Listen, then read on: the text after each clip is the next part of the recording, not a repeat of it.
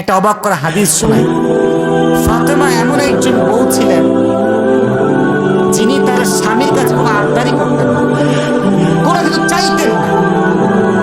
তো একদিন স্বামী আসছে, আলী এসে বলছে, এই ফাতেমা, তুমি আমার কাছে কোনো কিছু চাও না কেন? কিচ্ছুই চাও না, আমি চাই তোমাকে, কিন্তু তুমি নিতেই চাও না। আজকে তুমি এমন একটা কিছু চাইবা যেটা খাওয়ার জিনিস হবে, আমি তোমাকে নিয়ে এসে খাওয়াবো, আমি তোমাকে নিয়ে এসে ফাতেমা বলছেন, না দরকার নেই। কি দরকার?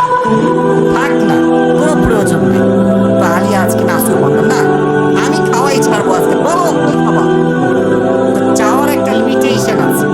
উনি বললেন, আমার কিচ্ছু লাগবে না, জাস্ট বাজার থেকে একটা আনার নিয়ে আসবেন। কি নিয়ে আসবেন?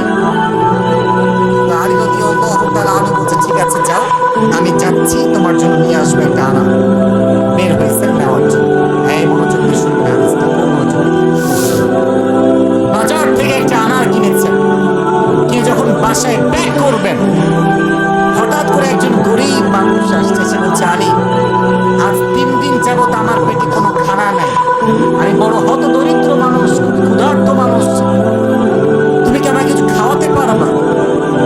আলী রাদিয়াল্লাহু তাআলা আনহু এতটা দান করার মেন্টালিটি ছিল, এতটা ভালো মানুষ ছিলেন, বইয়ের কথা ভুলে গিয়েছেন, ওই আনারটাও আল্লাহর রাস্তায় দান করে দিয়েছেন। তো যখন আনার মানে ডালিম, ডালিম, ডালিম, ও আচ্ছা, না বুঝতে বলা যাবে, কোনো সমস্যা নাই। আনার মানে হচ্ছে নগর ডালিম আছে না নাই? তোমাদের নগরটা কোনো বাজার আছে, বাজারটার নাম কি?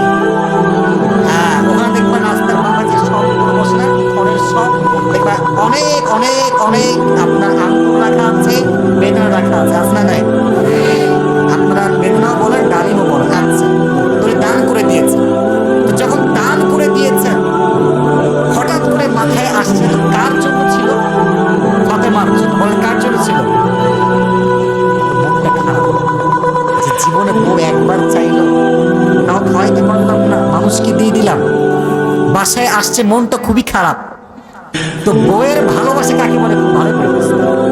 আলী যখন গেটটা খুলেছে, ফাতেমা যখন আলীর চেহারার দিকে তাকাইছে, বলছে, আলী, নিশ্চিত তুমি আমার বেদনা, আমার ডালিম তুমি আল্লাহর রাস্তায় দান করে দিয়েছো। সুবহানাল্লাহ।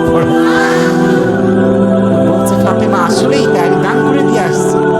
বলছে, আলী, তুমি যদি আমার জিনিসকে আল্লাহর রাস্তায় দান করে খুশি হও, আমি ফাতেমা তাতেই খুশি হয়ে গেল।